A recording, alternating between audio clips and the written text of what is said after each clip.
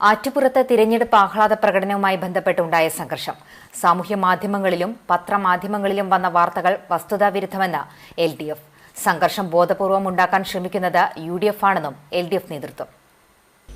Punneerkulam panchayat 9ാം ward LDF സ്ഥാനാർത്ഥി ഹാജിറ കമറുദ്ദീന്റെ വിജയവുമായി ബന്ധപ്പെട്ടാണ് LDF പ്രവർത്തകരും UDF പ്രവർത്തകരും തമ്മിൽ സംഘർഷം നടന്നത്. എന്നാൽ ഇത് കോൺഗ്രസ് നേതാവിന്റെ വീട്ടിൽ കയറി ആക്രമണം നടത്തിയെന്ന രീതിയിലാണ് വാർത്തകൾ പ്രചരിച്ചത്.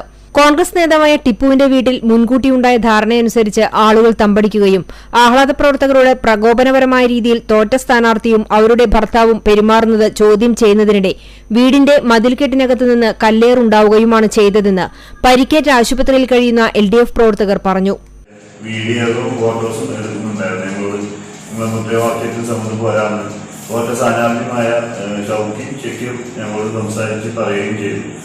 അതെല്ലാം കഴിഞ്ഞ് ഞങ്ങൾ റൗണ്ട് കഴിഞ്ഞ് തിരിച്ച് ആറ്റുപുറത്ത് വരുമ്പോഴാണ് ഈ സംഘർഷമായിട്ടുള്ള ബന്ധപ്പെട്ട കാര്യങ്ങളുണ്ടായത്. ഞങ്ങൾക്ക് നേരെ പിന്നെയും വീഡിയോയും ഫോട്ടോസ് എടുക്കുമ്പോൾ ഞങ്ങളെ ഭാഗത്തുനിന്നും ഫോട്ടോസ് എടുക്കുമ്പോൾ അതിന് നേരെ തെറി പറയുകയും അത് തെറി പറയേണ്ട നല്ല രീതിയിൽ സംസാരിക്കാൻ വേണ്ടി നമ്മളെ പ്രവർത്തകർ ഞങ്ങളും പറഞ്ഞ് അവരെ പ്രവർത്തകർ പറയാത്തതിൽ അവർ കല്ലേറും പട്ടിക ആനയിച്ച പട്ടികയായിട്ട് ആണ് ഞങ്ങളെ ആക്രമിക്കാൻ വന്നത്. ഇത് ആസൂത്രണം ചെയ്തിട്ടുള്ള ഒരു പരിപാടി തന്നെയായിരുന്നു.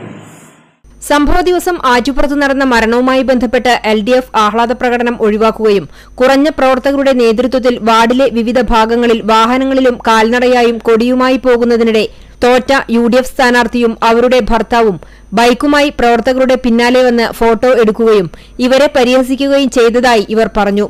LDF പ്രവർത്തകർ ആരും വീടിനകത്തേക്ക് പ്രവേശിച്ചിട്ടില്ല എന്നും പരിക്കേറ്റവർ പറഞ്ഞു.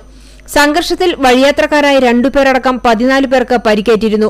കോൺഗ്രസ് പ്രവർത്തകനായ തോട്ടേക്കാടൻ ബക്കർ, മക്കളായ നൌഫൽ, അജ്മൽ എന്നിവർക്കും മുപ്പടയിൽ ഫൈസലിന്റെ ഭാര്യ ജസ്ന, സ്ഥാനാർത്ഥി ഷൌക്കി, ഇവരുടെ ഭർത്താവ് ഷക്കീർ, റാഷിദ് എന്നിവർക്കും LDF പ്രവർത്തകരായ നരിയമ്പുള്ളി മനാഫ്, ഫാസിം മുക്കണ്ടത്ത്, അഫ്സൽ കുളിയാട്, ഷമീർ തറയിൽ, ലത്തീഫ് ഐനിക്കൽ എന്നിവർക്കും വഴിയാത്രക്കാരായ പെരുവഴിപ്പുറത്ത് മുഹമ്മദ് അലി, ഫെമീന പെരുവഴിപ്പുറത്ത് എന്നിവർക്കുമാണ് പരിക്കേറ്റത്.